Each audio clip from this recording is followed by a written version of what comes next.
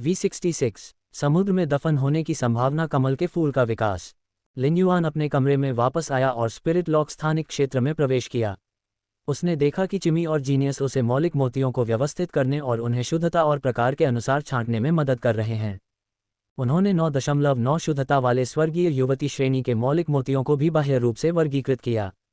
पास में ही मौजूद तेज हवा वाले मृग ने जब लिन युआन को देखा तो वह तुरंत उसकी ओर नहीं भागा। इसके बजाय वह समुद्र में डूबे कमल के फूल को घूरता रहा, मानो उसने अजीब हरकतें देखी हों। पवन गति रैपिड मृग तेज हवाओं के खिलाफ बचाव नहीं कर सकता था और इसने समुद्र दफन लोटस फूल के अस्थि कमल के फूलों पर हमला किया। जीनियस लिन युआन के पैर के पीछे से पीछे हटा और तेजी से उसके कंधे तक पहुंच गया। उसने बचकानी आवाज में कहा, युआन, जब विंड स्पीड रैपिड एंटेलोप आराम कर रहा होता है तो सीब्यूरियल लोटस फ्लावर हमेशा तुम्हारा कोरल जेड चुरा लेता है। यह अपने बोन लोटस फ्लावर का इस्तेमाल करके कुछ कोरल जेड को पानी में फेंक देता है। आवाज़ें सुनकर विंड स्पीड रैपिड एंटेलोप चौंक कर जाग जाता है। एक बार जब विंड स्पीड रैपिड एंटेलोप जाग जाता है तो वह सीब्यूरियल लोटस फ्लावर को घूरता रहता है और 1 इंच भी नहीं हिलता। लिन युआन पवन गति तीव्र मृग के पास गया और उसके सिर को थपथपाते हुए कहा, तुमने अच्छा किया। लिन युआन ने एक वायु तत्व मोती लिया, उसे कुचल दिया और उसे पवन गति तीव्र मृग को खिला दिया। लिन युआन ने विंड स्पीड रैपिड एंटेलोप को स्पिरिट लॉक स्थानिक क्षेत्र का प्रभारी नियुक्त किया था, लेकिन उसने कभी उम्मीद नहीं की थी कि वह अपनी जिम्मेदारी को इतनी गंभीरता से लेगा। वह मूंगा जेड के कुछ टुकड़ों को लेकर बहुत परेशान हो गया था। हालांकि लिन युआन ने पवन गति वाले रैपिड एंटीलोप की इस विशेषता की प्रशंसा की। ये समुद्री दफन कमल के फूल से इतना प्रभावित था क्योंकि उसे लगा कि उसने अपनी भूमिका को पूरा नहीं किया है, जो कि आत्मा लॉक स्थानिक क्षेत्र की देखभाल करना था। एक बार जब लिन युआन ने पवन गति रैपिड मृग को सांत्वना दी तो उसने आत्मा पूल से समुद्र दफन कमल फूल को पकड़ लिया। लिन युआन ने देखा कि सीब्यूरियल लोटस फ्लावर स्पिरिट पूल में रहते हुए बहुत तेजी से विकसित हुआ था। ये पहले से ही एलीट में विकसित हो चुका था और इसकी जड़ों के पास एक छोटा सा सोबिंग सी क्रिस्टल उगाया था। हालांकि लिन युआन को थोड़ा संदेह था, सीब्यूरियल लोटस फ्लावर ने कोरल जेड की ओर क्यों रुख किया, जिसने अभी तक अपने धब्बे विकसित करना भी समाप्त नहीं किया था, बजाय स्पिरिट लॉक स्थानिक क्षेत्र में स्पिरिट क्यूई को अवशोषित करने के। क्या ऐसा हो सकता है कि ये मूंगे के फूल, जिन पर अभी धब्बे विकसित होने बाकी हैं, वे समुद्री कमल पुष्प के लिए हवा में मौजूद शुद्ध आत्मा क्यूई की अपार मात्रा से अधिक आकर्षक हैं? सीब्यूरियल लोटस फ्लावर बहुत बुद्धिमान नहीं था। ये हमेशा अपने अस्तित्व और विकास के लिए सबसे अच्छा तरीका चुनने के लिए सहज ज्ञान पर निर्भर करता था। दूसरे शब्दों में, कोरल जेड जिसमें कुछ हल्के धब्बे थे, सीब्यूरियल लोटस फ्लावर के लिए बहुत उपयोगी थे। धब्बों के विकास को देखते हुए लिन युआन ने देखा कि कोरल जेड पर धब्बे विकसित होने में लगभग उतना ही समय लगता है जितना कि जेड बनावट वाली लकड़ी पर। लिन युआन ने गाओ फैंग को हर 10 दिन में 150 किलो कोरल जेड देने का वादा किया था। ये लिन युआन के कोरल जेड उत्पादन का 40% हिस्सा प्रति चक्र लेता था। लिन युआन ने कोरल जेड का 20% हिस्सा गाओ फैंग से प्राप्त एंजल फिश ऑफ ब्लिस के पोषण और माँ एंजल फिश ऑफ ब्लिस के रखरखाव के लिए उपयोग करने की योजना बनाई थी। इस प्रकार हर बार जब वह मूंगा जेड का उत्पादन करता था तब भी उसके पास 40% बच जाता था। लिन युआन ने शेष कोरल जेड को हुक्वान को देने की योजना बनाई ताकि वे विलासिता की वस्तुएं बना सकें जिन्हें वे बेच सकें। हालांकि ये पता चला कि समुद्री दफन कमल के फूल को मूंगा जेड की आवश्यकता थी। लिन युआन ने महसूस किया कि शेष 40% मूंगा जेड को समुद्री दफन कमल फूल को अवशोषित करने के लिए देने में कोई बुराई नहीं थी। हालांकि समुद्री दफन कमल पुष्प में कोरल जेड के कुछ टुकड़ों को अवशोषित करने के बाद भी बहुत अधिक परिवर्तन नहीं हुआ था, जिन पर हाल ही में धब्बे विकसित हो गए थे। फिर भी एक संभावना थी कि यह अंततः रूपांतरित या विकसित हो जाएगा। हालांकि समुद्री कमल पुष्प के बारे में कभी यह ज्ञात नहीं था कि वह विकसित हुआ है या रूपांतरित हुआ है, लेकिन मूंगा जेड एक ऐसा खनिज है जो पानी के अंदर उत्पन्न नहीं हो सकता।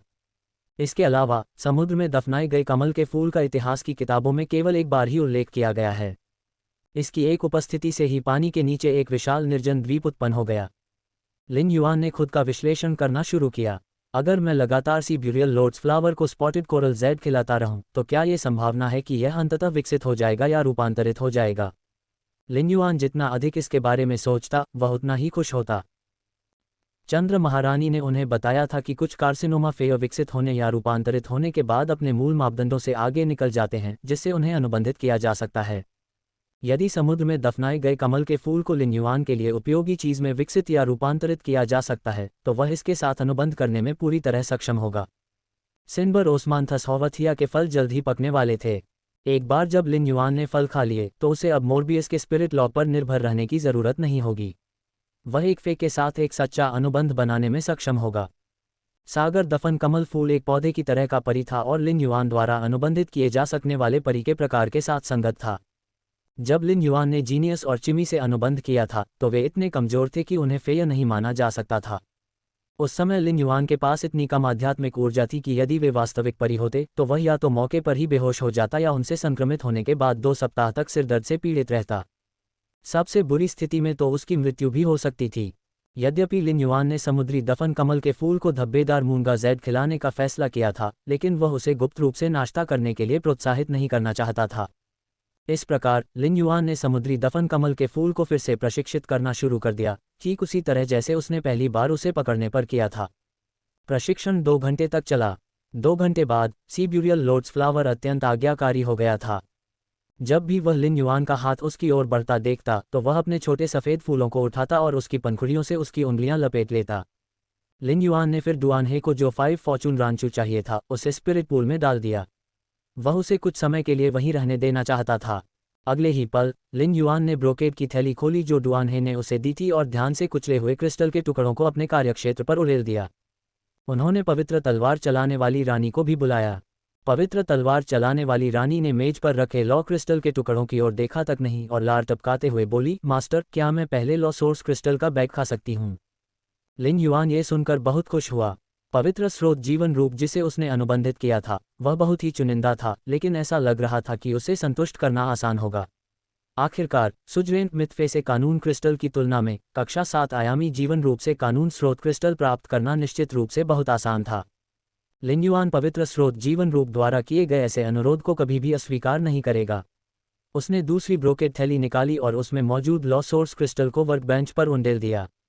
रानी का विकास। लिन युआन ने कार्यक्षेत्र पर कुल 20 लॉ सोर्स क्रिस्टल गिने। इन 20 विधि स्रोत क्रिस्टलों ने यह सिद्ध कर दिया कि डुआनहे की वर्तमान शक्ति या बहुत पहले की उसकी शक्ति उसे कम से कम 21 वर्ग 7 आयामी जीवन रूपों को मारने में सक्षम बनाती है, जिनमें सुजरेंट मिथफे के समान शक्ति थी। लिन युआन डुआनहे या बल्कि 6 सिर वाले समुद्री दानव सांप की वर्तमान ताकत की प्रशंसा करने से खुद को रोक नहीं सका। लिन युआन ने पवित्र तलवार चलाने वाली रानी को देखा जो लालच से लॉ सोर्स क्रिस्टल को घूर रही थी और कहा, पहले इन लॉ सोर्स क्रिस्टल को अवशोषित करो। इससे मुझे इन लॉ सोर्स क्रिस्टल के प्रकारों की जांच करने का मौका मिलेगा। पवित्र तलवार चलाने वाली रानी ने खुशी खुशी मैले विधि स्रोत क्रिस्टलों को उठा लिया। उसने लॉ सोर्स क्रिस्टल के प्रत्येक टुकड़े को उठाया और उसे अपने सिर के मुकुट में जड़ दिया। पवित्र तलवार चलाने वाली रानी की छवि, जो अपने मुकुट में कानून स्रोत क्रिस्टल को लगा रही थी, ने लिन युआन को झाओ शियाओचुन के खाने के तरीके की याद दिला दी। ये बिल्कुल हूबहू था। लिन युआन ये टिप्पणी करने ही वाला था कि 21 विधि स्रोत क्रिस्टल तब बदसूरत लग रहे थे जब वे सभी पवित्र तलवार चलाने वाली रानी के मुकुट पर जड़े हुए थे। तभी विधि स्रोत क्रिस्टल तारों की रोशनी की तरह टिमटिमाने लगे। विधि स्रोत क्रिस्टल का प्रत्येक टुकड़ा एक तारे की तरह चमक रहा था और प्रकाश पवित्र तलवार चलाने वाली रानी की बहती स्कर्ट पर उतर आया। जब उसने पवित्र तलवार चलाने वाली रानी को विधि स्रोत क्रिस्टल को अवशोषित करते हुए देखा तो लिन युआन ने अपना सिर घुमाकर कार्यक्षेत्र पर विधि स्रोत क्रिस्टल के टुकड़ों के ढेर को करीब से देखा।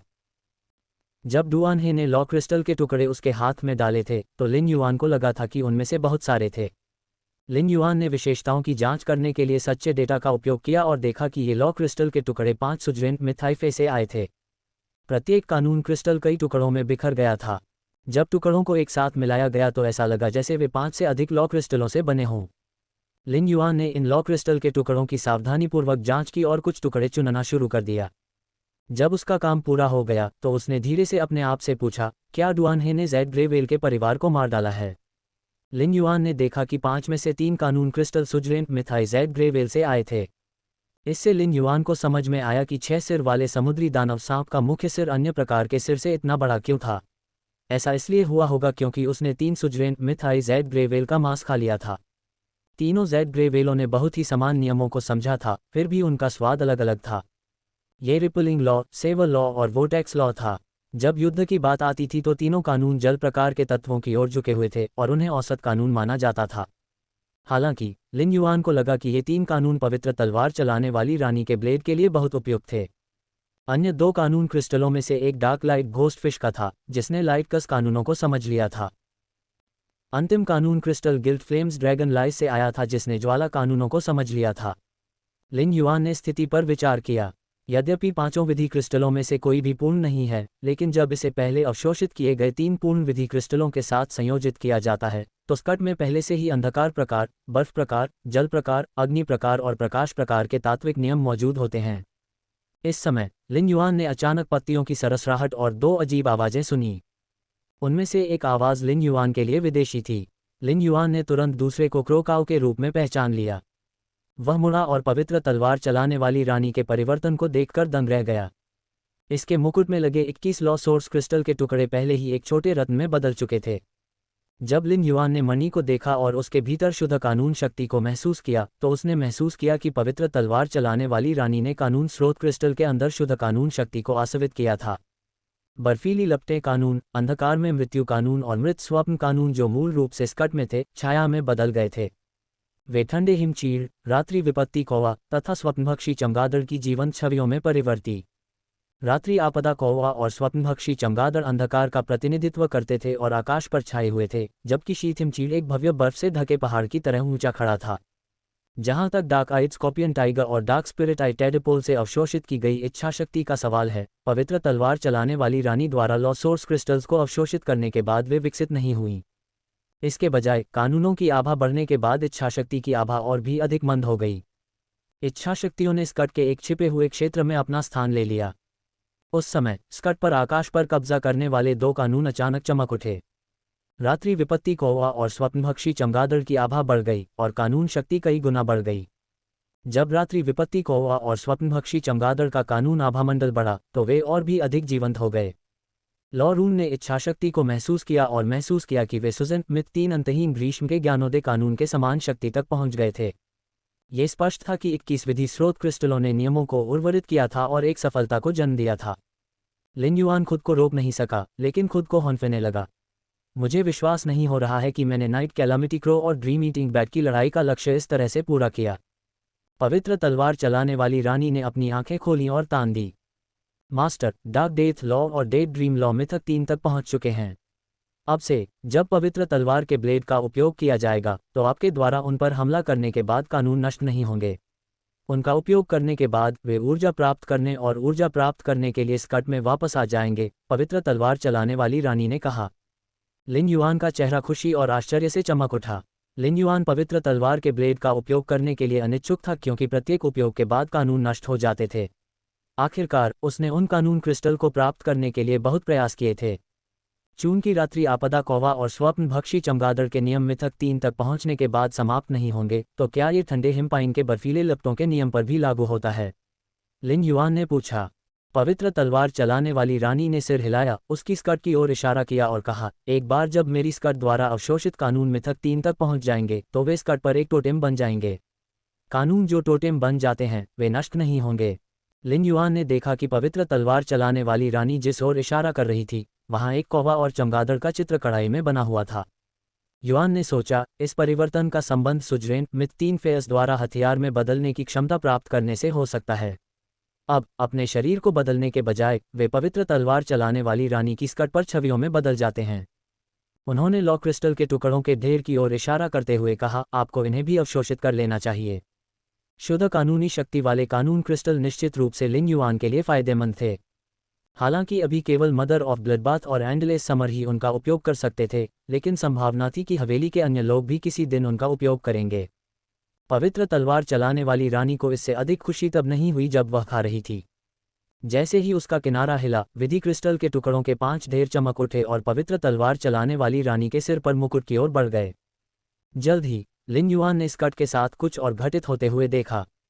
Jade grey wells law crystal के प्रभाव में स्कर्ट लहरदार होने लगी और एक अंतहीन महासागर में बदल गई। कोल्ड स्नो पाइन के बर्फ से ढके पहाड़ पर एक भयंकर और ज्वलंत कीट था। कीट ने अपने पंख फड़फड़ाए और उसमें से एक भयंकर आभा निकली। ऐसा लग रहा था कि वह उड़ते हुए काले विपत्ति कौवे और स्वप्नभक्षी चमगादड़ से इतना भयभीत हो गया था कि वह उड़ नहीं सका और ठंडे हिम देवदार की शाखाओं पर ही रह गया। उसके शरीर के चारों ओर की लपटें ठंडे हिमपाइन के चारों ओर की बर्फीली लपटों के साथ मिलकर एक सुंदर चित्र बना रही थीं। समुद्र पर 3 आकृतियां दिखाई दीं। धीरे धीरे छायाएं बड़ी होती गईं और कुछ ही देर बाद लंबे दांतों वाली 3 विशालकाय वेलें समुद्र की सतह पर दिखाई दीं। वे समुद्र में गिरे, जिससे सभी दिशाओं में तेज लहरें उठने लगीं। जैसे ही वेल मछलियां दिखाई दीं, समुद्र की लहरें शांत नहीं हुईं। ऐसा लग रहा था मानो समुद्र की गहराई में अंतहीन अंधकार और उथल पुथल मची हुई है।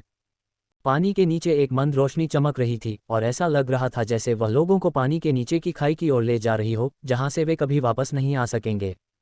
पवित्र तलवार चलाने वाली रानी की ताकत के अलावा उसके स्कर्ट ने जो कानून अवशोषित किए थे, उन्होंने एक असीम दुनिया बनाई जिसने लिन युआन की सांस रोक दी।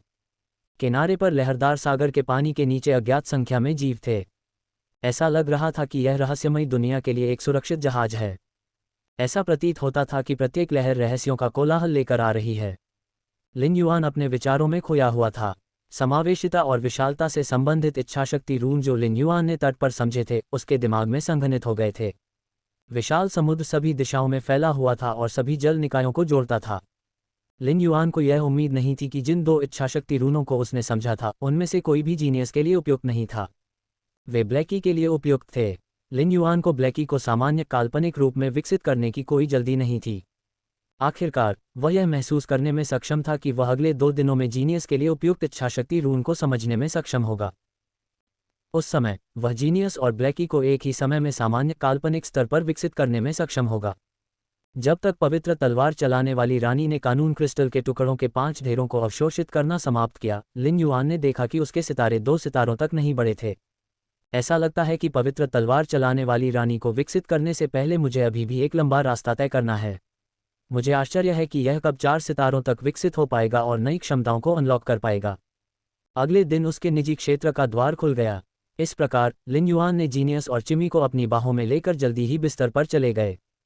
हालांकि ये रात हवेली में किसी के लिए परिवर्तनों की रोलर कोस्टर थी। ... वेन्यू का उड़ता हुआ कागज हिडन मून पवेलियन में वापस उसके रूप में बदल गया। वह हौंकते हुए खुद से कह रही थी, एलिमेंटल पेपर के डांस ऑफ पेपर के साथ इतनी दूर भागना मेरी आत्मा क्यूई के लिए बहुत ज़्यादा थका देने वाला है। ऐसा लगता है कि दिन के समय हिडन मून पवेलियन की यात्रा करना ज़्यादा सुविधाजनक होगा, कम से कम इससे पहले कि मैं बी रैंक स्पिरिट क्यूई पेशेवर बन जाऊं। वेन्यू ने किताबों की अलमारियों को खंगालना शुरू किया जब तक कि उसे मियाओ परिवार के विशेषज्ञों के बारे में व्यक्तिगत पत्रिका नहीं मिल गई। उसने जानकारी टेबल पर रखी और फुसफुसाते हुए कहा, एलिमेंटल पेपर हेवन के रहस्यों का उपयोग करो। वह एक विशाल पुस्तक में बदल गई। किताब खुली और पन्ने पलटने लगे। अखबार ने एक हल्की हवा पैदा की जिसने मियाओ परिवार और उनके विशेषज्ञों के बारे में जानकारी को सामने ला दिया। कुछ ही देर बाद हल्की हवा के झोंके से जानकारी से भरी मेज पूरी तरह पलट गई। वेन्यू ने पुनः मानव रूप धारण कर लिया और दोनों हाथ मेज पर रख दिए। वह पूरी तरह थक चुकी थी। वेन्यू इतनी थक गई थी कि उसे बैठना पड़ा। उसने अपने भंडारण बॉक्स से एक आध्यात्मिक तरल पदार्थ निकाला जिसे उसने खुद बनाया था। उड़ता हुआ कागज वेन्यू के हाथ के पास आकर गिरा। ढेर में रखे गए कागजों ने एक मीनार का निर्माण किया जो मियाओ परिवार के बारे में जानकारी से बनी मीनार से थोड़ी ऊंची थी। वेन्यू ने धीमी आवाज में कहा, elemental papers here heaven secrets बहुत ज़्यादा ऊर्जा को खत्म कर देता है। हालांकि ये निश्चित रूप से जानकारी को व्यवस्थित करने का एक कुशल तरीका है। आध्यात्मिक शक्ति की कमी के कारण वेन्यू का चेहरा चादर की तरह सफ़ेद हो गया था। फिर भी उसके चेहरे पर मुस्कान फैल गई। मैं अंततः लिन युआन और स्काई सिटी के लिए उपयोगी बन सकता हूँ। वेन्यू को इस बात का पता नहीं था कि किताबों की अलमारियों की कतार के पीछे चांदी का लबादा पहने एक आदमी खड़ा था। उसकी चमकीली आंखें उस पर टिकी थीं। मिस्टिक मून ने वेन्यू को घूरते हुए एलिमेंटल पेपर पर ध्यान केंद्रित किया। वह बता सकता था कि लिन युआन वेन्यू को बहुत मानता था। शुरुआत में वेन्यू एक आत्मा परिचारिका थी जिस पर मिस्टिक मून ने कभी दूसरी नज़र भी नहीं डाली होगी। अब वह लिन युआन की सहायक थी जिसे उसने विशेष रूप से चुना था। मिस्टिक मून ने महसूस किया कि यह विनम्र लड़की अभूतपूर्व दर से सुधार कर रही थी। रहस्यवादी चंद्रमा को अभी भी याद है कि जब लिन युआन ने अपना सहायक चुना था तो वेन्यू ने चंद्रमा महारानी से मुलाकात की भीख मांगी थी क्योंकि उसे लगा था कि वह इस कार्य के लिए सक्षम नहीं है। मिस्टिक मून उसके बारे में एक भी अच्छी बात नहीं बता सका। हालांकि जब चंद्र महारानी ने मिस्टिक मून को वेन्यू का मार्गदर्शन करने के लिए कहा तो मिस्टिक मून को पता चला कि वह एक छिपी हुई प्रतिभा थी। वेन्यू को देखते ही मिस्टिक मून को लगा कि उसका दिल डगमगा रहा है। वेन्यू ने पास में ही तेज हंसी की आवाज़ सुनी। उसने अपना सिर उठाया और देखा कि मिस्टिक मून उसे घूर रहा है और जल्दी से उसका अभिवादन करने के लिए अपने पैरों पर कूद पड़ी। नमस्कार भगवान रहस्यवादी चंद्रमा। वेन्यू जब मिस्टिक मून का अभिवादन कर रही थी तो वह चिंता से भर गई। Mistake moon radiant moon palace का मुख्य प्रबंधक था और वह रेडियंट मून पैलेस से संबंधित सभी कार्यों की देखरेख करता था। हालांकि वह उससे कई बार मिल चुकी थी, लेकिन ये पहली बार था जब वे दोनों अकेले थे। ऐसे में वेन्यू खुद को घबराए हुए और बेहद सतर्क महसूस करने से नहीं रोक पाए। भगवान मिस्टिक मून बहुत व्यस्त हैं। मुझे आश्चर्य है कि ऐसा क्या हुआ कि उन्हें व्यक्तिगत रूप से मुझसे मिलने आना पड़ा। वेन यू ने मिस्टिक मून की चुप्पी देखी तो उसने सिर झुकाया और कहा, भगवान मिस्टिक मून, मैं हिडन मून पवेलियन में जो जानकारी ढूंढने आई थी उसे देख चुकी हूँ। मुझे उम्मीद है कि मैंने आपकी उपस्थिति पर ध्यान न देकर आपका अपमान नहीं किया। आपको परेशान करने के लिए मैं माफ़ी चाहती हूँ। मिस्टिक मून ने तत्काल कोई प्रतिक्रिया नहीं दी। उन्होंने वेन यू से पूछने से पहले मियाओ परिवार और उनके विशेषज्ञों के बारे में व्यक्तिगत पत्रिका को लापरवाही से पलटा, क्या यंग लॉर्ड मियाओ परिवार के साथ टकराव कर रहा है? वेन यू ने मिस्टिक मून को सम्मान से देखा लेकिन कोई जवाब नहीं दिया। वह खुद को लिन युआन की टीम का पूर्ण सदस्य मानती थी। अगर मिस्टिक मून को लिन युआन या स्काई सिटी के बारे में कुछ भी जानना होता तो वह कभी भी लिन युआन से पूछ सकता था। हालांकि लिन युआन की अनुमति के बिना वेन यू को लगा कि लिन युआन या स्काई सिटी के बारे में किसी और को कुछ भी बताना अनुचित होगा। मिस्टिक मून मुस्कुराया, ऐसा लग रहा था जैसे वह वेन यू से संतुष्ट है। नए साल पर साथ में भोजन करते समय मिस्टिक मून ने देखा कि चंद्र महारानी और लिन युआन तथा कोल्ड मून और चू सी पुनर्तः गुरु और शिष्य जैसे दिख रहे थे। वह अपने लिए एक शिष्य ढूंढने की इच्छा से खुद को रोक नहीं सका। हालांकि जैसे ही ऐसा विचार उसके दिमाग में आया, मिस्टिक मून को एहसास हुआ कि एकमात्र उम्मीदवार जिसके बारे में वह सोच सकता था वह वेन यू था। मिस्टिक मून को रेडियंट मून पैलेस के मुख्य प्रबंधक के रूप में अपने विभिन्न कर्तव्यों में व्यस्त रहना पड़ता था, इसलिए उन्होंने कभी भी युवा पीढ़ी पर ज्यादा ध्यान नहीं दिया। मिस्टिक मून को पता था कि एक संभावित शिष्य के रूप में उनकी अपेक्षाओं पर खरा उतरने वाला एकमात्र व्यक्ति वेन यू था। वह कुछ ही दिनों में बाहरी इलाके के लिए रवाना होने वाला था और ऐसे समय में उसका वेन यू से टकराना केवल भाग्य का ही काम हो सकता था। मिस्टिक मून ने कभी किसी व्यक्ति को उसकी प्रतिभा से नहीं आंका। उनका मानना था कि प्रतिभा केवल तब तक ही सीमित होती है जब तक कि व्यक्ति इच्छाशक्ति के रून को समझ न ले। बाकी सब कुछ संसाधनों के संचय के माध्यम से प्राप्त किया जा सकता है। हालांकि कुछ वे दुर्लभ और असामान्य थे, उन्हें क्रिएशन मास्टर्स द्वारा विशेष रूप से विकसित किया जा सकता था। इस प्रकार वे चुनने में कोई सीमा नहीं होगी।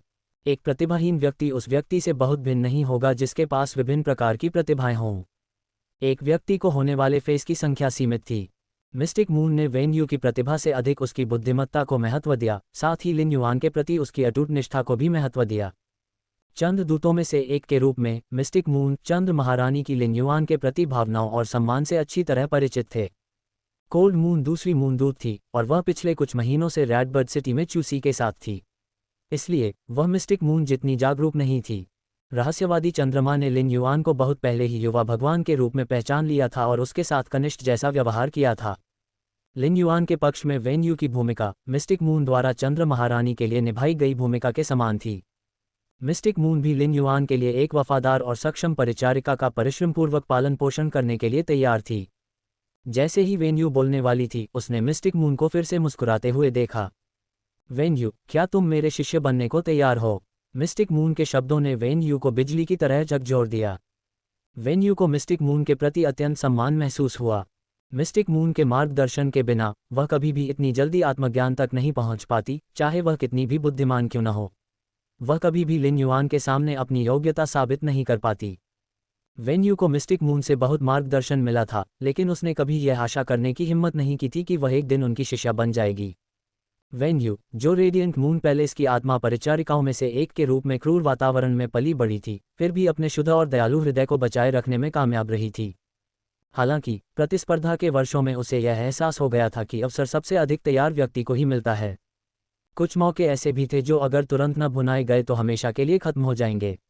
बाद में उन्हें भुनाने की कोशिश करना बेकार होगा। इस प्रकार वेन यू ने जल्दबाजी में उत्तर दिया, भगवान रहस्यवादी चंद्रमा, मैं आपका शिष्य बनने के लिए तैयार हूँ। मिस्टिक मून की हमेशा की तरह चमकती हुई आंखें नर्म पड़ गईं और उन्होंने विनम्रता से कहा, यदि ऐसा है तो आप अभी भी मुझे भगवान मिस्टिक मून के रूप में क्यों संबोधित कर रहे हैं? वेन यू ने तुरंत गंभीर सम्मान के साथ चिल्लाया, मास्टर। जब उन्होंने वेन यू को उन्हें मास्टर कहकर संबोधित करते सुना तो मिस्टिक मून को अपनी आत्मा में चंद्र महारानी के चंद्रदूत होने के साथ साथ जिम्मेदारी की भावना भी महसूस हुई। उन्होंने तुरंत वेन यू पर स्नेह नहीं बरसाया, इसके बजाय उनका चेहरा गंभीर हो गया और उन्होंने कहा, मैं तुम्हारे साथ बहुत सख्त रहूंगा। तुम्हें ये सुनिश्चित करना होगा कि मैं जो कुछ भी तुम्हें सिखाऊं तुम उसे समझो। वेन यू ने जोर से सिर हिलाया। वेन यू पहले भी मिस्टिक मून की शिक्षण पद्धतियों से परिचित थी।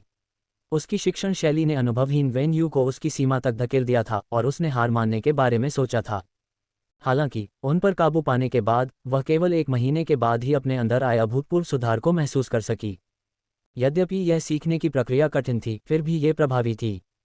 वेन यू को यह एहसास बहुत अच्छा लगा। वेन यू ने उसे आश्वासन दिया, गुरुजी, आप चाहे कितने भी सख्त क्यों न हो, मैं इसे सहन कर पाऊंगा। आप जो भी सिखाएंगे, मैं उसे पूरी ईमानदारी से सीखूंगा। जिस क्षण वेन यू ने यह बात कही, उसने अपने सामने एक आश्चर्यजनक दबाव महसूस किया। चमकदार चांदी की रोशनी दर्पण की तरह थी और इससे हवा में लहरें पैदा हो रही थीं। वेन यू ने अपना सिर उठाया और देखा कि मिस्टिक मून के काले बाल चमकते हुए चांदी के रंग में बदल गए थे।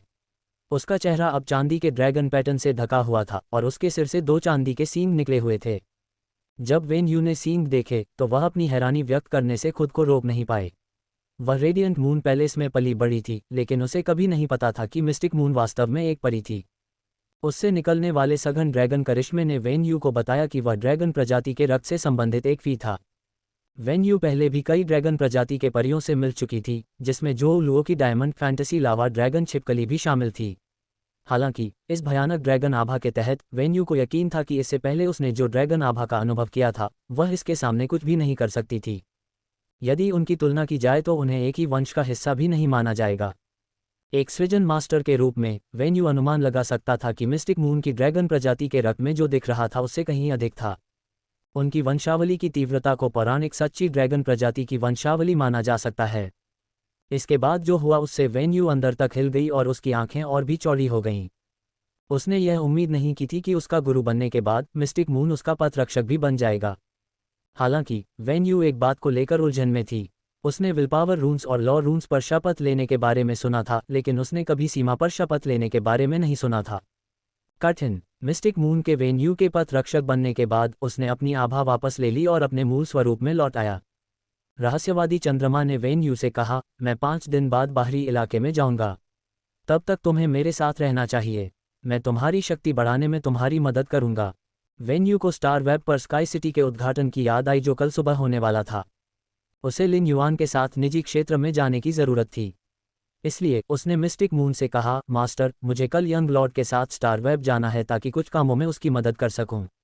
मैं सोच रही थी कि यंग लॉर्ड की मदद करने के बाद मैं आपसे मिलने के लिए रेडियंट मून पैलेस वापस आ सकती हूं। मिस्टिक मून ने वेन यू को मजे से देखा और सोचा, ये बदमाश सिर्फ इतना ही कह रहा था कि उसे स्टार वेब पर लिन युआन की कुछ मदद करनी है। उसने जानबूझकर इस बारे में विस्तार से बताने से परहेज किया कि वे क्या करने जा रहे हैं। क्या उसे लगता है कि मुझे कुछ पता नहीं है कि क्या हो रहा है? मेरा पवित्र स्रोत जीवन रूप स्टार वेब पर 1/3 समूहों की देखरेख करता है। रहस्यवादी चंद्रमा ने लिन युआन द्वारा अपने निजी क्षेत्र के बाहरी हिस्से को सजाने के तरीके के बारे में सोचा, साथ ही उन लोगों के बारे में भी सोचा जो ये देखने के लिए प्रतिदिन वहां आते थे कि क्या कुछ रोमांचक हो रहा है। मिस्टिक मून को इसमें बहुत रुचि थी। मिस्टिक मून को आश्चर्य हुआ कि लिन युआन का दिमाग कैसे काम करता होगा। वह विजिटर रैंकिंग में जगह बनाने में कामयाब हो गया था, जबकि उसके गुट के इलाके ने अभी तक अपनी भूमिका घोषित नहीं की थी। स्काई सिटी ने कल निजी क्षेत्रों की टॉपिक रैंकिंग में भी प्रवेश करने में सफलता प्राप्त की थी। किसी गुट के क्षेत्र को किसी भी प्रकार की बदनामी प्राप्त करने के लिए उसे लगातार लोकप्रियता की ज्वाला को भड़काने तथा मौखिक प्रचार के माध्यम से अपना नाम फैलाने का प्रयास करना पड़ता है। हालांकि लिन युआन ने इतनी सरल रणनीति का उपयोग किया था और 2 महीनों में लोकप्रियता के उस स्तर तक पहुंचने में कामयाब रहे जिसे अन्य उभरते गुट 1 दशक बाद भी हासिल करने में विफल रहे। यदि लिन युआन को पता होता कि मिस्टिक मून क्या सोच रहा है, तो वह मिस्टिक मून की विचारों की जंगली श्रृंखला और उन व्यस्त लोगों के उत्साह पर आहें भरता जो ये देखने के लिए उसके निजी क्षेत्र में आते थे कि क्या कुछ रोमांचक हो रहा है। लिन युआन को समझ में नहीं आ रहा था कि आखिर वे लोग ऐसा घटिया काम क्यों करेंगे। मैंने सिर्फ इतना किया कि अपने निजी क्षेत्र के बाहरी हिस्से को सजाया नहीं। क्या हर रोज़ यहाँ आकर इस पर हंसना वाकई सार्थक है? क्या किसी और का मजाक उड़ाना इतना मज़ेदार है? यहाँ तक कि निजी क्षेत्र को रैंकिंग में भी शामिल कर दिया गया। रहस्यमयी चंद्रमा ने अपना हाथ हिलाया और उसकी हथेली में एक इंद्रधनुषी रोशनी प्रकट हुई। जाओ और यंग लॉर्ड से छुट्टी मांगो। मैं अब इस पवित्र स्रोत जीवन रूप के साथ एक मज्जा अनुबंध बनाने में तुम्हारी मदद करूंगा। अपनी शक्ति बढ़ाने के बाद तुम यंग लॉर्ड की और अधिक मदद कर पाओगे। वेन यू ने मिस्टिक मून की बात से सहमति जताई। उसने अपना फ़ोन उठाया और लिन युआन को कॉल करने वाली थी। हालांकि उसे लगा कि वह इस समय पहले से ही सो रहा होगा, इसलिए उसने एक पल का फैसला किया और अपना हाथ ऊपर उठाया। कागज़ का एक टुकड़ा दिखाई दिया और उसने जल्दी से खुद को एक क्रेन के आकार में मोड़ लिया। कागज़ का सारस हवा में उड़ता हुआ शीघ्र ही गायब हो गया। वेन यू ने पेपर क्रेन के वादे का उपयोग करके लिन युआन को सूचित किया कि वह फिलहाल रेडियंट मून पैलेस में ही रहेगी और उसे चिंता करने की कोई आवश्यकता नहीं है। भोर होने से ठीक पहले वेन यू ने अस्थि संकुचन के बाद अपनी आंखें खोलीं। उसी समय उसके माथे के बीच में एक सिंघाड़े के आकार का मणि प्रकट हुआ। ऐसा लग रहा था जैसे मणि के अंदर बिल्ली की आंख बनी हुई हो।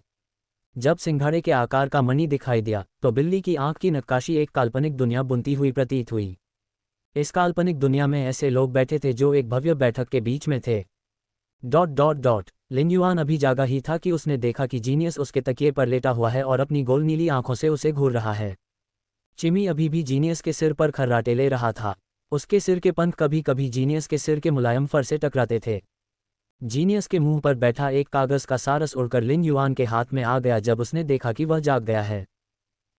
चूंकि लिन युआन ने ट्रू डेटा का उपयोग करके एलिमेंटल पेपर की विशेषताओं की जांच की थी, इसलिए उसने तुरंत पेपर क्रेन को एलिमेंटल पेपर के पेपर क्रेन के वादे के रूप में पहचान लिया।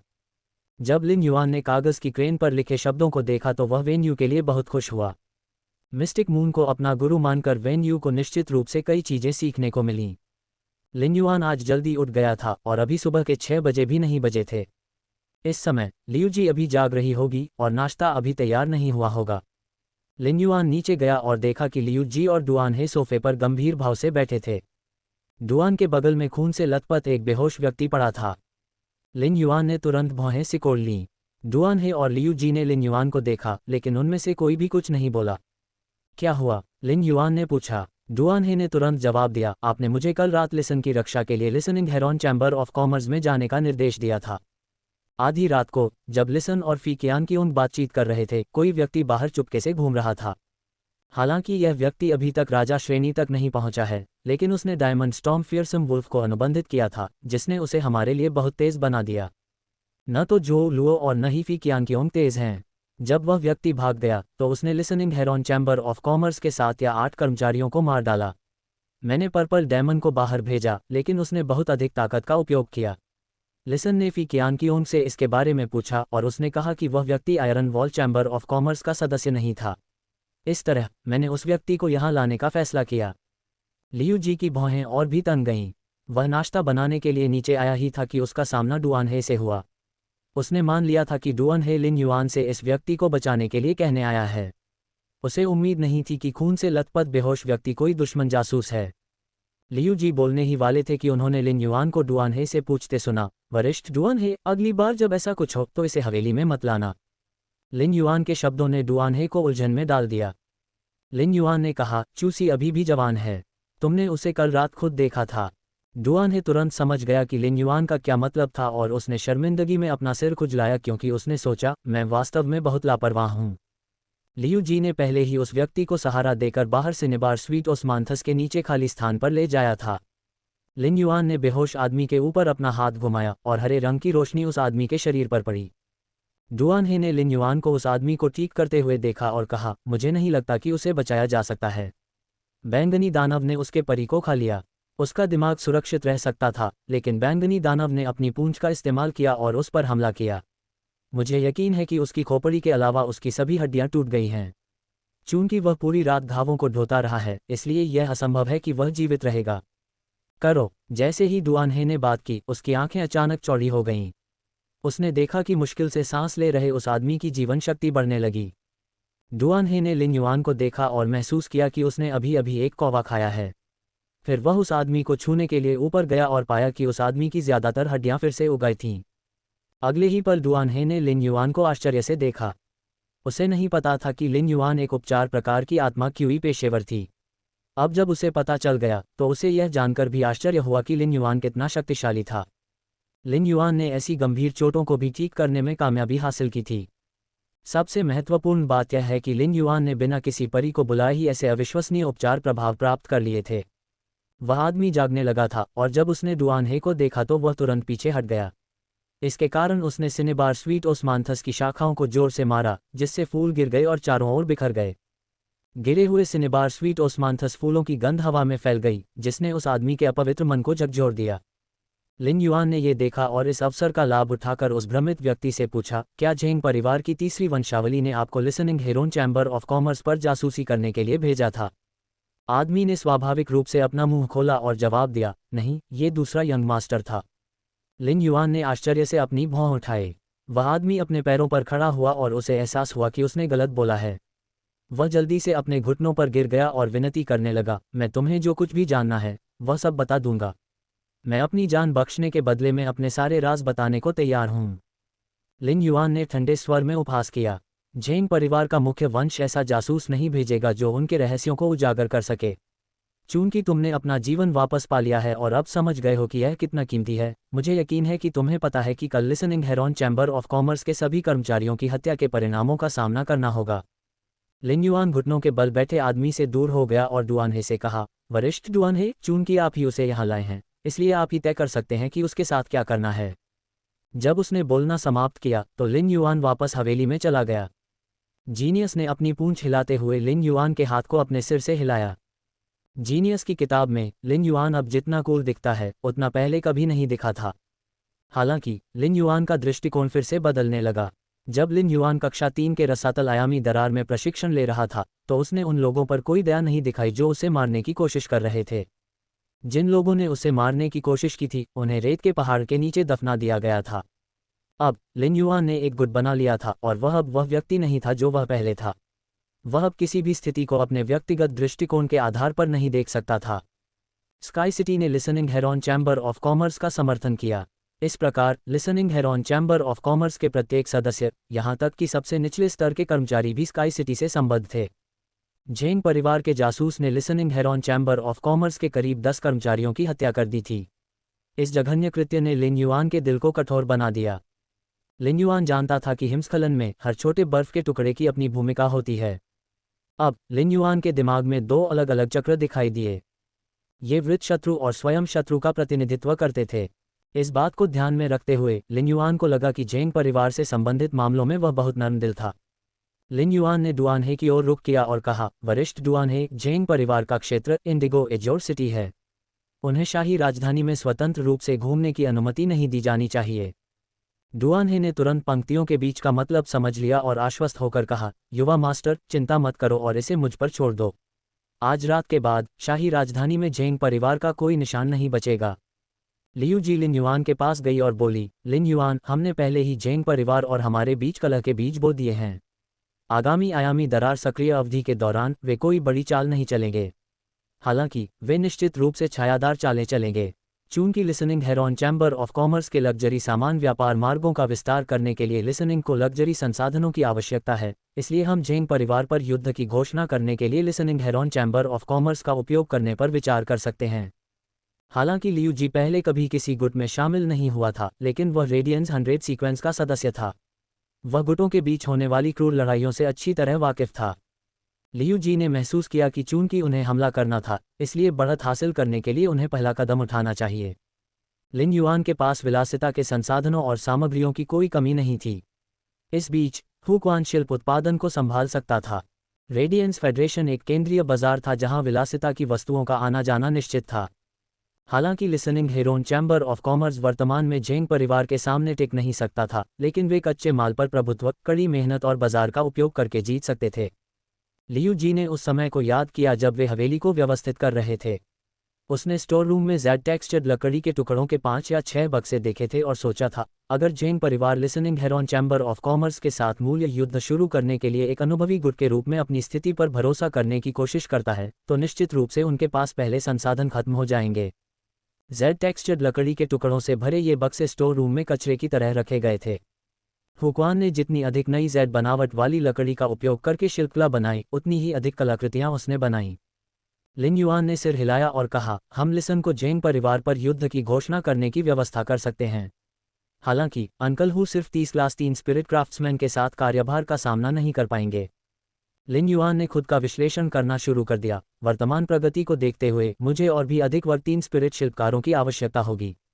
दूर की हवेली में वापसी, मास्टर होंग शेन के तहखाने के क्वार्टर, हवेली के आसपास के अन्य ठिकाने, मानव निर्मित झील, अंतरिक्ष सुरंग के दूसरी तरफ का ठिकाना, और सबसे महत्वपूर्ण बात, फ्लोटिंग आइलैंड वेल पर स्काई सिटी का मुख्य शहर, उन पर काम करने के लिए स्पिरिट शिल्पकारों के एक समुद्र की आवश्यकता होगी।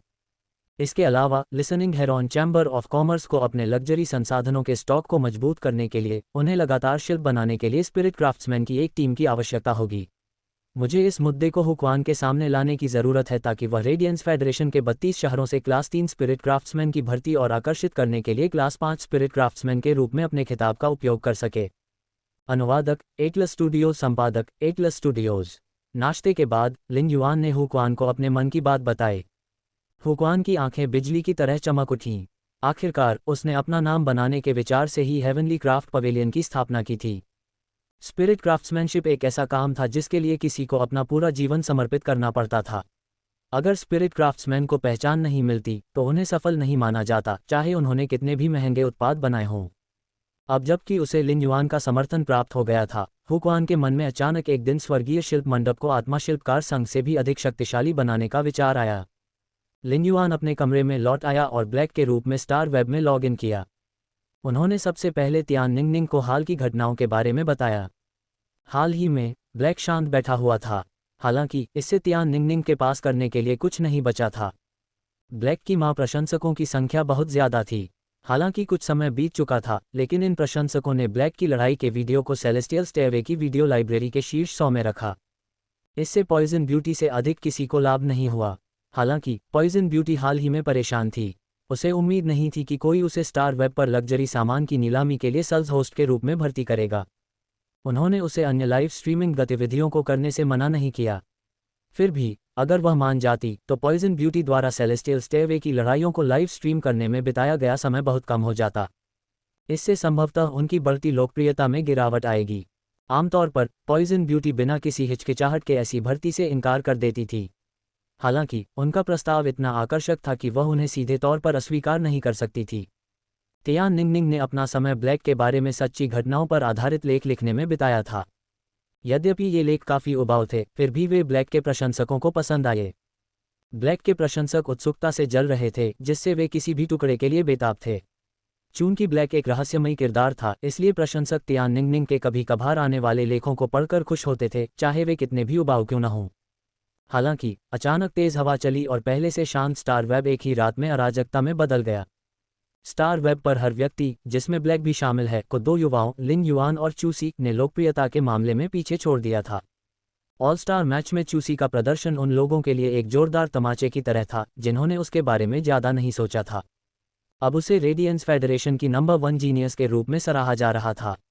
अपनी छोटी उम्र के बावजूद उसने पहले से ही 2 विलपावर रून्स को समझ लिया था और उसके पास 2 फैंटेसी ब्रीड वे थे। इन कठोर तथ्यों के अलावा उसका युद्ध कौशल भी बहुत बढ़िया था। चेन होंगफेंग के खिलाफ लड़ते समय वह बहुत शांत थी। उसके बिल्कुल भी घबराने की ज़रूरत नहीं थी, जिससे ये स्पष्ट हो गया कि उसके पास एक ठोस आधार था। उनका खूबसूरत रूप तो बस ऊपर से चेरी की तरह था, जिसने उनकी लोकप्रियता को और भी बढ़ा दिया। उनकी अपार लोकप्रियता के कारण उनके उपनाम राजकुमारी आयरन बुल और युद्ध देवी आयरन बुल भी ध्यान में आ गए थे। जहां तक लिन युआन का प्रश्न है, उसका रूप और रूप एक रहस्य थे। वह एक शक्तिशाली रहस्य था। रहस्यों से दूसरों की रुचि जागृत होना स्वाभाविक था। लिन युआन के इर्द गिर्द छिपे रहस्य ने स्टार वेब पर लोगों को उसके बारे में और अधिक जानने के लिए बेताब कर दिया था। पहले से ही कई लोग थे जो उनकी तुलना ब्लैक से करने लगे थे। जब दोनों की तुलना की गई तो परचेज विद नो लॉस स्टो के मालिक, जिनकी तुलना पहले ब्लैक से की गई थी, का एक बार फिर उल्लेख किया गया। इस प्रकार इस 3 तरफा तुलना से प्रशंसकों के बीच एक गड़बड़ युद्ध छिड़ गया। जब लिन युआन ने सेलेस्टियल स्टेयरवे पर 2 द्वंद्व युद्ध लड़े तो उसने तियान निंगनिंग की 3 तरफा बहस के बारे में पोस्ट देखी और उसे यह अजीब लगा। वह तियान निंगनिंग को यह नहीं बता सका कि तुलना करने का कोई मतलब नहीं है, क्योंकि तीनों लोग वही थे। इस बीच लिन युआन की 2 द्वंद्व जीत ने तियान निंगनिंग को कड़ी मेहनत करने का मौका दिया। 2 द्वंद्व युद्ध जीतने के बाद लिन युआन ने निकट भविष्य में ब्लैक के रूप में लॉग इन करने की योजना नहीं बनाई। हाथ में मौजूद मामलों को संभालने के बाद उसने खुद को बी रैंक स्पिरिट क्यूई पेशेवर के स्तर पर ले जाने पर ध्यान केंद्रित करने का फैसला किया। हाल ही में लिन युआन विभिन्न मामलों में व्यस्त था और उसे अपनी शक्ति बढ़ाने के लिए लगातार अपने परियों को विकसित करने का समय नहीं मिला था। लिन युआन ने रेडियंस 100 सीक्वेंस की भर्ती से पहले खुद को बी रैंक पर पदोन्नत करने का संकल्प लिया। अगर वह सफल होता तो वह बहुत तेज गति से फे को विकसित करने में सक्षम होता। इससे उसे संसाधनों का एक बड़ा पहाड़ इकट्ठा करने की अनुमति मिलती, जिसका उपयोग वह फे की गुणवत्ता और ग्रेड को विकसित करने के लिए कर सकता था। लिन युआन भी कक्षा 3 सृजन मास्टर्स के लिए परीक्षा देने के लिए सृजन मास्टर एसोसिएशन में जा सकेगा। जीनियस ने अपना समय क्लास 3 फे ऑब्जर्वर, क्लास 3 आध्यात्मिक घटक विश्लेषक और क्लास 3 स्कॉलर्स के बारे में जानने में बिताया। आखिरकार जब लिन युआन ने कक्षा 3 क्रिएशन मास्टर परीक्षा दी तो उसने एक बार फिर कक्षा 3 फे ऑब्जर्वर, कक्षा 3 आध्यात्मिक घटक विश्लेषक और कक्षा 3 विद्वानों के विषयों पर परीक्षण करना चुना। जब लिन युआन ने क्रिएशन मास्टर के रूप में अपनी पहचान का उपयोग करके स्टार वेब में लॉग इन किया तो उसने स्काई सिटी पैटर्न वाला अजीब मुखौटा पहना। फिर वह purchase with no loss store में गया और उसने फ्लावर ब्रोकेड मोती के बदले में अर्जित ऑरोरा पराग की मात्रा की जांच की। चून की स्वर्गीय युवती श्रेणी के मौलिक मोती की नीलामी की घटनाओं की खबर फैल चुकी थी, इसलिए लिन युआन ने अपनी अपेक्षा से 5 गुना अधिक ऑरोरा पराग अर्जित किया था। स्वाभाविक रूप से इसमें इस तथ्य का भी योगदान था कि ऑरोरा पराग एक सामान्य वस्तु थी। जब लिन युआन ने ऑरोरा पराग की विशाल मात्रा देखी तो उसने अनुमान लगाया कि इससे उसकी 30 ब्लिस एंजलफिश को 3 वर्षों तक भोजन मिल सकेगा। हालांकि जब ब्लिस की मादा एंजलफिश ने जन्म दिया तो खिलाने के लिए और भी कई मुंह होंगे। एंजलफिश ऑफ ब्लिस ने एक साथ कई संतानें पैदा कीं। हालांकि उनके बचने की दर कम थी, इसलिए वे दुर्लभ थीं। हालांकि माउंटेन रिवर इटर्नल लाइफ काप को अपने कब्जे में लेकर लिन युआन चिंतित नहीं था। इस प्रकार लिन युआन ने फिर से ऑरोरा पराग के लिए फूल ब्रोकेड मोती का उपयोग करने का फैसला किया। इतने कम समय में ऑरोरा पराग की एक बड़ी मात्रा को इकट्ठा करने के लिए उसके पास अपने कारण थे।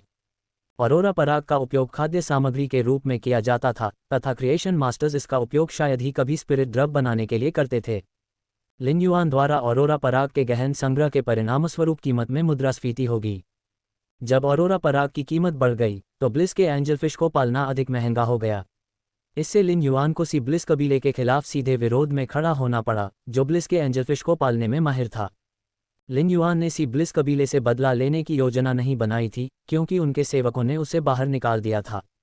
हालांकि उसके अच्छे दोस्त और साथी गाओ फैंग ने सी ब्लिस कबीले के खिलाफ जवाबी हमला करने का इरादा किया था। ऐसे में लिन युआन मदद करने के खिलाफ नहीं था। हालांकि लिन युआन के पास मौजूद ऑरोरा पराग की वर्तमान मात्रा का बाजार पर कोई बड़ा प्रभाव नहीं पड़ने वाला था, फिर भी उसने विनिमय की आवृत्ति और बदले में पेश किए जाने वाले फूल ब्रोकेड मोती की मात्रा बढ़ा दी थी। शुरुआत में लिन युआन ने एक फूल ब्रोकेड मोती के बदले में देने की पेशकश की थी। अब वह 10 तक पहुंच गया था। इस बार लिन युआन उन्हें 3-3 के समूह में पेश कर रहा था। लिन युआन इस विधि के माध्यम से फूल ब्रोकेड मोती के अपने बड़े स्टॉक को साफ कर सकता था। इससे पहले उन्होंने अनेक फूल ब्रोकेड मोतियों का व्यापार नहीं किया था क्योंकि उन्हें डर था कि इससे बाजार खराब हो जाएगा। फिर भी उसने पहले ही फूल ब्रोकेड मोती की खेती बंद कर दी थी। इसके बजाय वह गोल्डन लोट्स ब्रोकेड मोती की खेती कर रहा था। ये देखने के बाद कि किस प्रकार फूल ब्रोकेड मोती एक सृजन मास्टर को लाभ पहुंचा सकते हैं, लिन युआन को यकीन था कि गोल्डन लोट्स ब्रोकेड मोती भी सृजन मास्टर्स को आकर्षित करेंगे जिन्होंने बड़ी संख्या में फूल ब्रोकेड मोती एकत्र किए थे। लिन युआन द्वारा ऑरोरा पराग का बड़े पैमाने पर संग्रह करना भी बाजार का परीक्षण करने के लिए अपने संसाधनों का उपयोग करने का उनका तरीका था। वह देखना चाहता था कि क्या वह अपने संसाधनों का उपयोग करके ऑरोरा पराग जैसे आध्यात्मिक घटक पर एकाधिकार कर सकता है। यदि वह सफल हो गया तो यहाँ तक कि सी ब्लिस कबीला भी उससे ऑरोरा पराग खरीदने के लिए भीख मांगने आएगा। लिन युआन समझ गया कि अपने संसाधनों का उपयोग करके बाजार पर एकाधिकार करना मुश्किल था। अगर वह व्यक्तिगत रूप से सभी ऑरोरा पराग खरीदता तो सी ब्लिस कबीले को जरूर पता चलता। अगर सी ब्लिस कबीले ने उसकी नकल करना शुरू कर दिया और जितना संभव हो सके उतना ऑरोरा पराग खरीदा तो लिन युआन असफल हो जाएगा। इसलिए लिन युआन ने संदेह को दूर करने के लिए ब्लाइंड ट्रेड विधि का उपयोग करने का फैसला किया। इससे उसे अंधे व्यापार में भाग लेने वाले हर व्यक्ति या गुट को अपने पक्ष में करने का मौका मिला, जिससे उसे ऑरोरा पराग बाजार पर हावी होने में मदद मिली। इससे रेडियंस फेडरेशन के सभी हिस्सों से खरीदार आ गए और उसे सी ब्लिस कबीले की नज़रों से बचा लिया गया। जब तक सी ब्लिस कबीले को कुछ समझ में आएगा तब तक बहुत देर हो चुकी होगी। एक बार जब उसने purchase with no loss store में मामलों को संभाल लिया तो लिन युआन स्काई सिटी के निजी गुट क्षेत्र में चला गया। जैसे ही वह अंदर आया, लिन युआन अवाक रह गया। क्या इन तमाशबीनों को इस त्योहार के मौसम में अपने परिवार के साथ रहने की ज़रूरत नहीं है? ये सभी लोग यहाँ क्यों हैं? क्या वे वास्तव में अपने बुजुर्गों और बच्चों को मेरे निजी क्षेत्र के बाहर देखने के लिए लाए हैं? मुझे समझ में नहीं आता कि इस जगह के बारे में इतना दिलचस्प क्या है। बिना किसी ठोस आधार के उन उभरते गुटों को स्टार वेब पर निजी क्षेत्र खोलने के बाद बहुत डरा दिया गया होगा। इससे लिन युआन को ऐसा महसूस हुआ कि स्काई सिटी का निजी क्षेत्र तनाव मुक्त स्थान था। स्काई सिटी के निजी गुट का बाहरी हिस्सा खाली था, जिससे ठोस आधार के बिना कोई भी उभरता हुआ गुट अपने बारे में अच्छा महसूस करता था। चूंकि लिन युआन स्काई सिटी का मालिक था, इसलिए उसकी उपस्थिति ने बाहर इकट्ठे हुए लोगों को सूचित कर दिया। दर्शकों की भीड़ जोरदार बातचीत कर रही थी। जब लिन युआन इतनी स्पष्ट स्थिति में दिखाई दिया तो जो लोग हंसने और चिढ़ाने आए थे वे अपना ध्यान लिन युआन की ओर लगाए बिना नहीं रह सके। सामने की पंक्ति में खड़े एक अधेड़ उम्र के दाढ़ी वाले आदमी की आंखें चमक उठीं और उसने अपने बगल में खड़े तगड़े आदमी से कहा, ये लड़का इस निजी क्षेत्र का सदस्य है। पिछली बार जब मैं यहाँ आया था तो मैंने उसे अंदर जाते देखा था। गोटीधारी अधेड़ उम्र के व्यक्ति ने यह नहीं देखा कि उस मोटे आदमी के चेहरे पर अचानक से आश्चर्य छा गया था। उस मोटे आदमी ने अविश्वास से लिन युआन को देखा और फिर पीछे मुड़कर उस अधेड़ उम्र के दाढ़ी वाले आदमी से पूछा, बूढ़े फैंग, क्या आप सच में उस नकाबपोश युवक के बारे में बात कर रहे हैं? अधेड़ उम्र के दाढ़ी वाले आदमी ने आंखें घुमाते हुए जवाब दिया, फ्रीजिंग कोल्ड, क्या तुम्हें मुझ पर भरोसा नहीं है? मैंने कब झूठ बोला है? फ्रीजिंग कोल्ड ने ओल्ड फैंग के लिए इतने अजीब काम किए थे कि ओल्ड फैंग को उसके चरित्र का पता चल गया। यद्यपि बूढ़े फैंग को गपशप करना पसंद था, लेकिन वह हमेशा सही काम करता और बोलता था। हालांकि फ्रीजिंग कोल्ड ने उस अजीब नकाबपोश युवक के बारे में सोचा जिसने कांस्य महाकाव्य ड्रैगन प्रजाति के एक परी को जन्म दिया था, जिसने उसके वंश को जगा दिया था। वह विश्वास नहीं कर सकता था कि यह खाली और उपहासित निजी गुट का क्षेत्र इस युवक का था। फ्रीजिंग कोल्ड को ओल्ड फैंग पर विश्वास नहीं हुआ, लेकिन कई लोगों ने ओल्ड फैंग की बातें सुन ली थीं। इसलिए सभी की निगाहें लिन युआन पर टिकी थीं। लिन युआन 200,000 लोगों की निगाहों के बीच भी शांत रहने में कामयाब रहा था। इसलिए इन लोगों की घूरती निगाहों से उसे बिल्कुल भी परेशानी नहीं हुई। बहरहाल लिन युआन उपहास और तिरस्कार भरी निगाहों से उलझन में था। उस समय लिन युआन ने एक चिढ़ाने वाली आवाज़ सुनी, अरे नौजवान, आपके निजी गुट के इलाके को वस्तुओं की सख्त ज़रूरत है। Open mountain chamber of commerce आपको जगह को सजाने के लिए कुछ सामान उधार देने को तैयार है। लिन युआन ने भावशून्य चेहरे के साथ आवाज़ की दिशा में देखा। गोटी वाला अधेड़ आदमी लिन युआन को देखकर खिलखिलाकर हंस रहा था। लिन युआन ने मुखौटे के पीछे से एक भान उठाए। उसे यहाँ एक परिचित चेहरा देखने की उम्मीद नहीं थी। फ्रीजिंग कोल्ड की नज़र भी लिन युआन पर थी। जब उसने देखा कि लिन युआन उसकी ओर देख रहा है तो फ्रीजिंग कोल्ड सहज रूप से झुक गया। फ्रीजिंग कोल्ड बूढ़े फैंग को वापस खींचकर उसे यह बताने ही वाला था कि वह परेशानी खड़ी करना बंद करे, तभी युवक की चमकदार आवाज़ सुनाई दी। नए साल का मौसम होने के बावजूद आने के लिए आपका धन्यवाद। आपने स्काई सिटी को विजिटर रैंकिंग में स्थान दिलाने में मदद की। मैं स्काई सिटी की ओर से आपका हार्दिक आभार व्यक्त करना चाहता हूँ। लिन युआन के शब्दों ने फ्रीजिंग कोल्ड के अलावा बाकी सभी को आश्चर्यचकित कर दिया। वे उसका उपहास करने आए थे, फिर भी अब उन्हें धन्यवाद दिया जा रहा था। हालांकि ये शब्द भीड़ को ठीक नहीं लगे। वे सकारात्मक लग रहे थे, लेकिन उनका इशारा इस ओर था कि वे आलसियों का समूह है जिनके पास बहुत अधिक समय है। जब भीड़ को इसका एहसास हुआ तो उनके भीतर गुस्सा उमड़ पड़ा। उन्हें एहसास हुआ कि वह अजीब नकाबपोश युवक पहले ही निजी क्षेत्र में प्रवेश कर चुका था। हालांकि निजी क्षेत्र का दरवाजा बंद नहीं किया गया था, जिसका अर्थ था कि युवक ने निजी क्षेत्र में जाने का रास्ता खोल दिया था। असभ्य, खुले दरवाजे को देखकर ओल्ड फैंग ने उपहास किया और कहा, चलो ओल्ड कोल्ड, स्काई सिटी के बाहर बहुत कम जगह है। मैं ये देखने के लिए इंतजार नहीं कर सकता कि क्या अंदर भी खाली जगह है। फ्रीजिंग कोल्ड ने लिन युआन को देखते ही वहां से चले जाने का मन बना लिया था। वह जानता था कि जो लोग इस जगह का मजाक उड़ाने आए थे उन्होंने खुद का मजाक उड़ाया है। सौभाग्य से फ्रीजिंग कोल्ड ने कुछ भी अभद्र नहीं कहा था। वह तो बस इतना ही कर रहा था कि वह घूरने वालों में शामिल हो गया था। चूंकि ओल्ड फैंग आगे चल रहा था, इसलिए फ्रीजिंग कोल्ड को भीड़ का पीछा करते हुए निजी गुट के क्षेत्र में प्रवेश करने में कोई आपत्ति नहीं हुई। फ्रीजिंग कोल्ड ने जल्दी से ओल्ड फैंग का पीछा किया और वे प्रवेश द्वार की ओर चले गए। जब वे उस क्षेत्र में दाखिल हुए तो फ्रीजिंग कोल्ड को ऐसा महसूस हुआ कि वह एक अलग दुनिया में प्रवेश कर गया है। उसके सामने का दृश्य किसी परीख था जैसा था। बादलों के गुच्छों ने तारामंडलों के जाल को ढक रखा था। बूढ़े फैंग के क्रोध और उपहास की प्रारंभिक अभिव्यक्ति तब गायब हो गई जब उसने सजावट देखी। उसने सोचा, निजी गुट के इलाकों को अपने परिवेश को बदलने की क्षमता कब से मिल गई। मैंने अपने राष्ट्रपति की मदद से इलाके को सजाने में मदद की और वहां धातु की आत्मा सामग्री से बनी कुछ मूर्तियां रखीं। मुझे इस क्षमता पर ध्यान क्यों नहीं गया? चूंकि वह चारों ओर से आकाश जैसी दिखने वाली चीज से घिरा हुआ था, इसलिए ओल्ड फैंग ने महसूस किया कि कुछ पैसा खर्च करना एक सार्थक निवेश होगा। ये सजावट बहुत ही भव्य थी। बूढ़े फैंग ने आगे देखा और एक अजीब नकाबपोश युवक को लकड़ी की मेज के बगल में बैठे देखा। उसने तुरंत लकड़ी की मेज को पहचान लिया, जो स्टार वेब द्वारा सभी निजी क्षेत्रों को उपहार में दी गई मानक मेज थी। हालांकि बूढ़ा फैंग इस मेज का उपहास नहीं कर सकता था, क्योंकि उसने देखा था कि यह रत्नों के एक टॉवर से बना एक संयंत्र जैसा दिखता था। इस पौधे में असंख्य फूल थे जो सफ़ेद जैद जैसे दिखते थे तथा फूलों से एक उत्तम वातावरण निकलता था। बूढ़ा फैंग खुद को रोक नहीं सका और बोला, ये घाटी का एक कांस्य महाकाव्य शपथ लिली है। लिन युआन हाल ही में आए आगंतुकों द्वारा पोस्ट किए गए संदेशों की जांच करने में व्यस्त था। जब उसने ओल्ड फैंग की आवाज़ सुनी तो लिन युआन ने घाटी की शपथ लिली पर नज़र डाली और आश्चर्य से ओल्ड फैंग को देखा। मेरी शपथ लिली ऑफ द वैली एक वैध कांस्य लीजेंड है। आपने इसकी गुणवत्ता क्यों कम कर दी? लिन युआन ने आह भरी। कितना भयावह असभ्य! इन विचारों को ध्यान में रखते हुए लिन युआन अचानक समझ की स्थिति में आ गया। लिन युआन के होंठ अचानक समझ में आने पर मुड़ गए। उसने आखिरकार इच्छाशक्ति रून को समझ लिया जो जीनियस के लिए उपयुक्त था। हालांकि चूंकि उसने इसे स्टार वेब पर समझ लिया था, इसलिए वह अभी तक विलपावर रून को संघनित नहीं कर सका। जब वह स्टार वेब से बाहर निकलेगा तो वह विलपावर रून को पूरी तरह से बनाने में सक्षम होगा। बूढ़े फैंग को लगा कि कोई जबरदस्ती उसकी आस्तीन खींच रहा है। वह मुड़ा और फ्रीजिंग कोल्ड की ओर देखने लगा।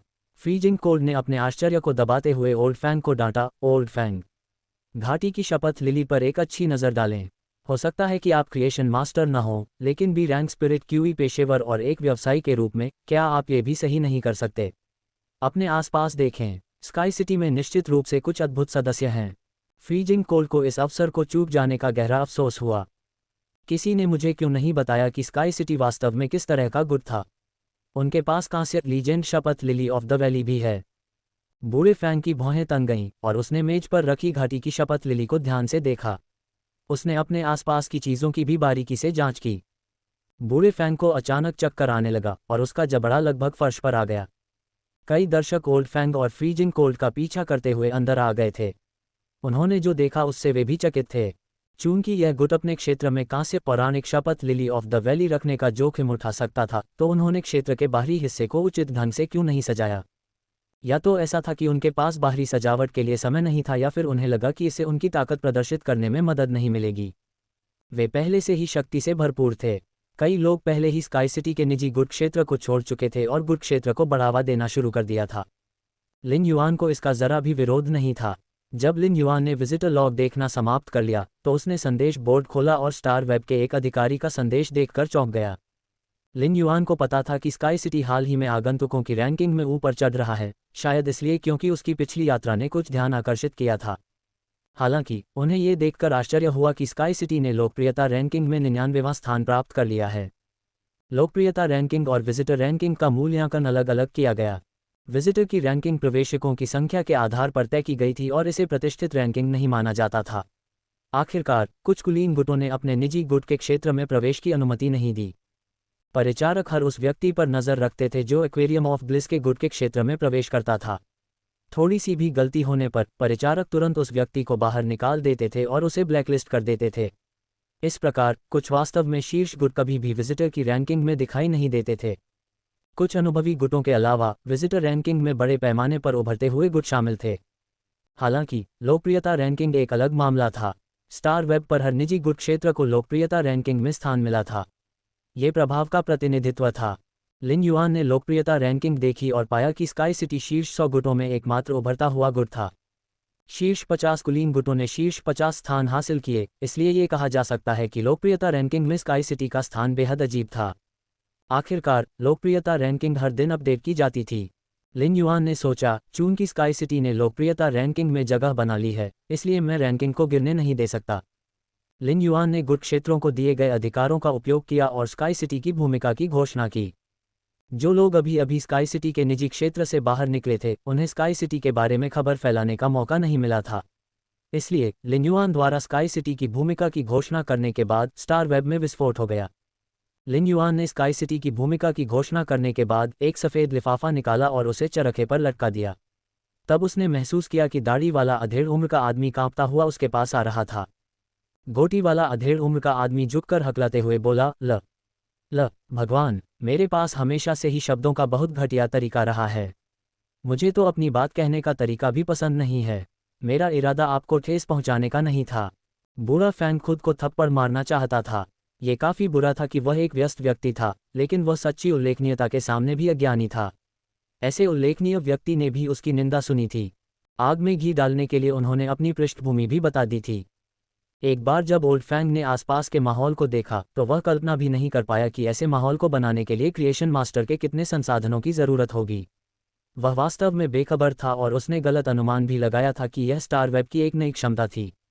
ऐसा भव्य दृश्य केवल 100 से अधिक कांस्य महाकाव्य फेस का ही काम हो सकता है।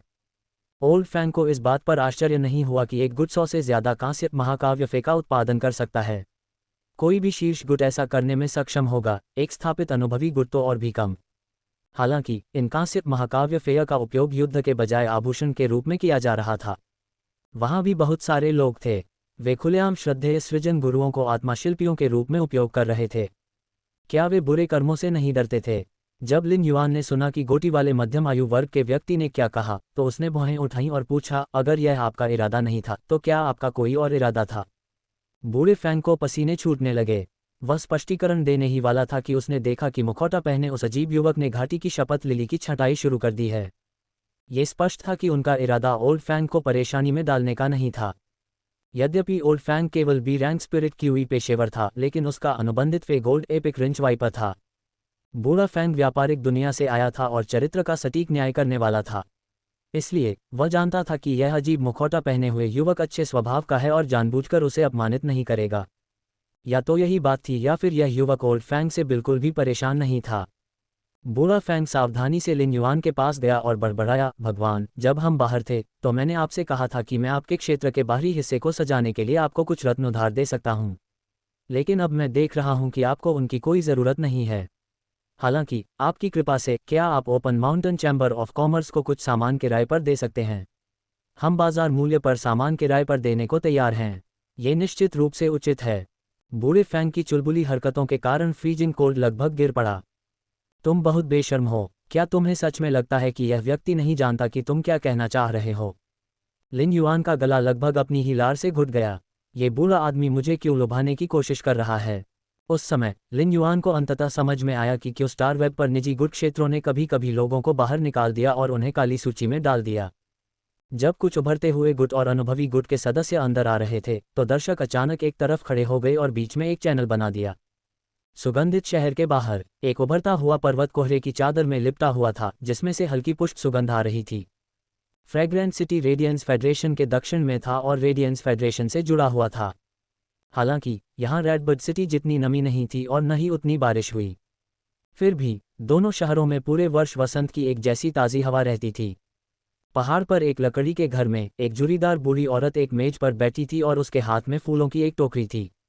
उसने फूलों को छांटना शुरू किया और कुछ फूलों को एक फूलदान में रखने के लिए चुना। एक युवा लड़की जिसके बाल कमर तक लटक रहे थे उस बूढ़ी औरत के बगल में बैठी थी। इस युवा लड़की की भौहें गहरी सिकुड़ी हुई थीं, जो उसके गहरे संघर्ष का प्रमाण था। हालांकि उसने वृद्ध महिला के सामने मुस्कुराने की पूरी कोशिश की, जबकि उसने चाकू से फूल के डंठल के सिरे काट दिए। इससे बूढ़ी महिला के लिए उन्हें फूलदान में सजाना आसान हो गया। बूढ़ी औरत ने जवान लड़की की गहरी उभरी हुई भौं को देखा और विनम्रता से कहा, निंगजियांग, क्या तुम अभी भी मियाओ परिवार के कनेक्टेड बीस्ट पार्क के साथ सहयोग के बारे में चिंतित हो? निंगजियांग नाम की लड़की ने अपना सिर हिलाया और जल्दी से विषय बदल दिया। दादी, आपने फूलों की सजावट का अपना तरीका बदल दिया है। आपको बेर के फूल और ऑस्मेनथस जैसे छोटे गुच्छेदार फूल पसंद थे, अब आपको चपरासी पसंद हैं। बूढ़ी महिला ने निंगजियांग के विषय बदलने के प्रयास को देखा और उसे यकीन हो गया कि वह अभी भी कनेक्टेड बीस्ट पार्क के साथ सहयोग के बारे में सोच रही थी। हालांकि चूंकि वह इस बारे में बात नहीं करना चाहती थी, इसलिए वृद्ध महिला ने इस मामले को आगे नहीं बढ़ाया। उसने बातचीत जारी रखते हुए कहा, जैसे जैसे मैं बड़ी होती जा रही हूँ, मैं उन बड़े फूलों की कद्र करने लगी हूँ जिन्हें मैं पहले बहुत भड़कीले समझती थी। जीवन भर फूलों की सजावट करने के बाद मैंने कुछ सीखा है। सभी फूल खिलेंगे और मुरझाएंगे, ये सब समय की बात है। हमारा कंडेंस फेरी ऑर्चर्ड कोई अपवाद नहीं है। जब समय पूरा हो जाएगा तो हम भी मुरझा जाएंगे। आपको इसके बारे में बहुत परेशान होने की ज़रूरत नहीं है। सुन निंगजियांग की आंखों में आंसू भर आए। सन परिवार के सदस्य कम होते जा रहे थे। केवल वह, उसकी दादी और उसका 5 वर्षीय भाई ही बचे थे। कंडेंस फेरी ऑर्चर्ड जब छोटी थी तब बहुत सफल थी और एक शीर्ष गुट के रूप में जानी जाती थी। दुर्भाग्यवश 3 वर्ष पहले उसके दादा की मृत्यु के बाद कंडेंस फेरी ऑर्चर्ड के 3 शीर्ष श्रेणी 4 क्रिएशन मास्टर्स ने सत्ता के लिए लड़ाई शुरू कर दी। यद्यपि उसकी दादी ने इसे रोकने में सफलता प्राप्त कर ली थी, परंतु उसकी आत्मा घायल हो गई थी तथा उसके हाथों को छोड़कर उसके सभी अंग गल गए थे। 3 शीर्ष श्रेणी 4 क्रिएशन मास्टर्स के चले जाने के बाद कंडेंस फेरी ऑर्चर्ड के पास अब शीर्ष गुट की शक्ति नहीं रही। यदि वे मियाओ परिवार के कनेक्टेड बीस्ट पार्क के साथ सहयोग नहीं करते तो कुछ वर्षों में कंडेंस फेरी ऑर्चर्ड का शीर्ष गुट का दर्जा छीन लिया जाएगा। हालांकि कनेक्टेड बीस्ट पार्क द्वारा बताई गई शर्तें बहुत कठोर थीं। अगर वे कनेक्टेड बीस्ट पार्क की शर्तों से सहमत हो जाते हैं तो वे कंडेंस फेयरी ऑर्चर्ड की महिमा को कुछ समय के लिए ही बचा पाएंगे। ये सिर्फ उनके अंतिम विनाश को और लंबा खींच देगा। सन निंगजियांग इस बात के खिलाफ थे कि अगर किसी को खुद को बेचना पड़े तो उसका परिणाम मौत ही हो। लेकिन उन्हें मुक्ति का मार्ग कहाँ मिलेगा?